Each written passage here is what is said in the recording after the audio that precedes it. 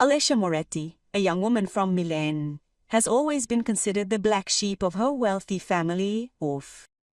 While her siblings received attention, opportunities, and support, she was systematically ignored and belittled. After years of humiliation, Alessia decides to leave everything and build a life of her own, far from the shadow of the Moretti family name. Through sacrifice, determination, and intelligence, she becomes a successful entrepreneur in the tech sector. But when her family finds itself on the brink of financial ruin, they come back to her with desperate pleas for financial help. Alessia will have to decide whether to forgive those who hurt her or turn her back on those who never considered her. Exactly. Subscribe to our channel to never miss incredible stories of revenge, justice, and personal redemption. Every day we publish new stories of people who have transformed pain into triumph. Turn on the notification bell. My name is Alessia Moretti, and for 28 years I have been invisible in my own family. I heard the sound of cutlery clattering against porcelain and was already in the dining room of the family villa on Via Monte Napoli, in Milan. It was a Sunday in November, and the Milanese fog shrouded the windows like a gray veil. I sat at the end of the long mahogany table, so far from my father that I could have been on another continent.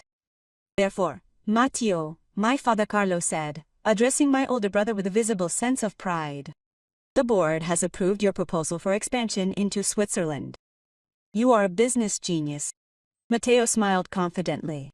By the time he was 32, he was the chief operating officer of Moretti Investimenti, a family company founded by my grandfather. He wore Armani and a Rolex that sparkled with every move. My sister Elena, 26, applauded. "You are incredible, Matteo." Being the family influencer, Elena had 500,000 followers, all of whom absolutely adored her lavish lifestyle. My mother Claudia poured more Barolo into Dad's glass. We have raised exceptional children. I took a sip of water, feeling the family knot in my stomach. "And you, Alessia?" Elena asked. "Still with your computer software development job," I replied. "I'm working on an artificial intelligence platform for e-commerce." Absolute silence. Alessia said, "Dad, when are you going to do something serious? You're 28. You can't play with computers forever." "I'm not playing. This is a serious business project."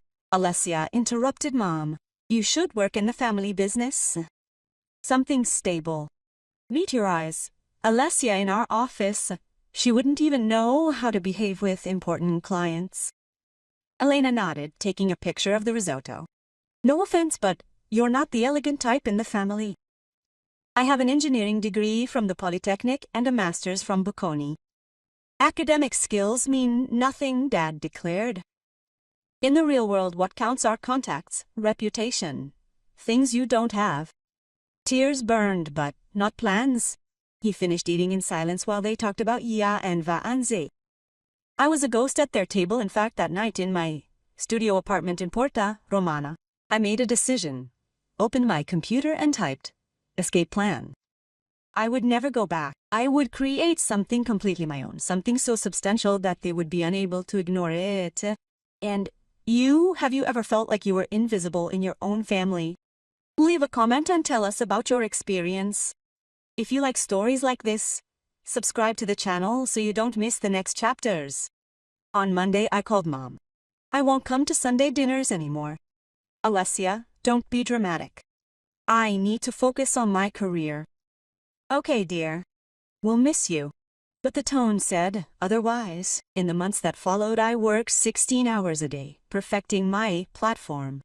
I lived on pasta and coffee, sleeping 4 hours a night. The loneliness was overwhelming, but something inside me had broken. The pain had transformed into determination even after 6 months. I was in a cafe in Brera in front of Marco Ferri, a venture capitalist.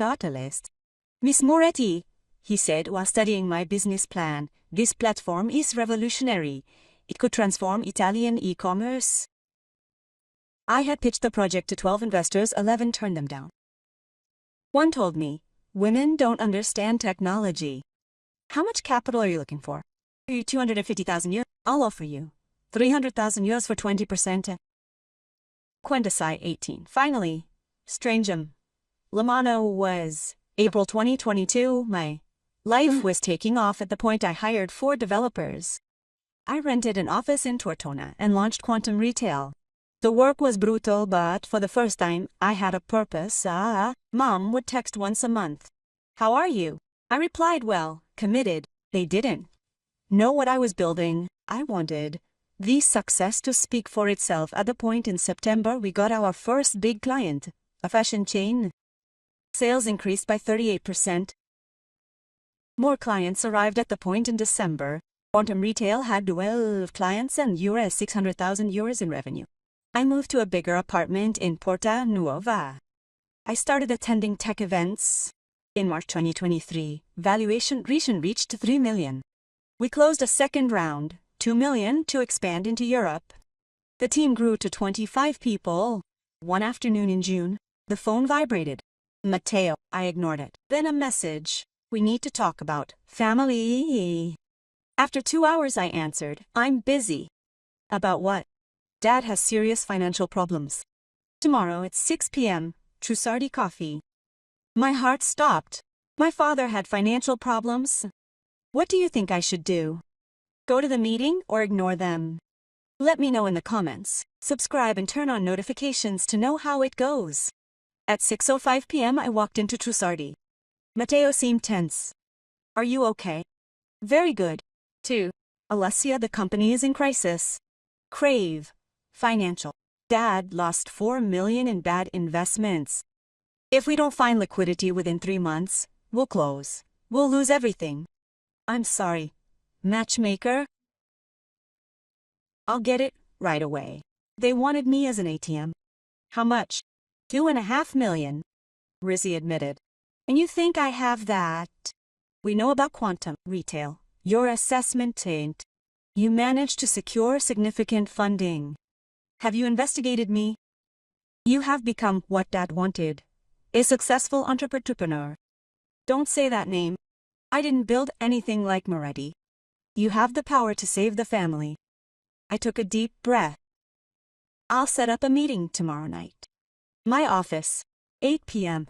Thank you. Don't thank me again. That night I prepared everything with my lawyer. The next day, at 8 p.m., the Moretti family came into my office in the city. Dad looked old, Mum anxious, Elena disoriented. Thank you for seeing us, Dad said. Sit down. This is a business meeting, not a family gathering. Everyone nodded. Moretti Investimenti, valued at $7 million, with debts of $4.5 million. Negative cash flow for 18 months. Damaged reputation. Correct? Dad nodded. You've applied for loans from 4 banks, all of which have been turned down. You're on the verge of bankruptcy. You don't have to be so harsh, Mom said. This is reality. We came for a solution, Matteo said. Dad. Here's my proposal. Quantum Retail will acquire Moretti Investimenti for $5 million. I'll pay off all the debts. Silence. But the company is worth 7. In the current market it's worth 3. I'll offer you double that. And us? Matteo, senior consultant. Dad, honorary chairman with no authority. Mom and Elena, no role. No. Dad stood up. I won't give up control to what? To your daughter, the one who doesn't understand the real world. His face flushed. You have 2 choices, accept and save everything, or reject and lose everything within 3 months. Home, reputation, grandfather's legacy, everything. Mama pants. This is blackmail, Matteo said. No, this is business. Welcome to the real world. You have 48 hours. I walked them out. Dad stopped. When did you become so ruthless? When it dawned on me that family love can be conditional, my hands trembled noticeably that night. I had humiliated my family just as they had humiliated me, but I felt no satisfaction. Just a blank period. 2 days later, Matteo called. We accept. A week later, at the notary's office, the Moretti family signed. Dad signed last, his shaking hand. I hope you're happy. This is about justice. No, this is revenge. Perhaps, but also salvation. In the months that followed, I completely transformed Moretti Investments. I fired 70% of the staff, hired young professionals, digitized everything. Age everything. Matteo rarely came. Dad never. The Sunday dinners stopped. The family calls ended. I was rich, powerful, and completely alone, period. But had I won, period. One December evening, a year later, I was alone in the office. Milan was sparkling under the snow. I looked at old Christmas photos, from when I was a child, and the phone rang. It was Maria, la governante. Miss Alessia said, crying, "Your father had a heart attack." "It's serious." I ran to the San Raffaele hospital. In the hallway, Elena hugged me, crying, "He's in intensive care. He might not make it." I went into the room. Dad was lying pale, hooked up to the machines. He looked small, fragile. I took his hand. "Dad, I'm sorry. I realized the truth. Winning meant nothing if I lost my family.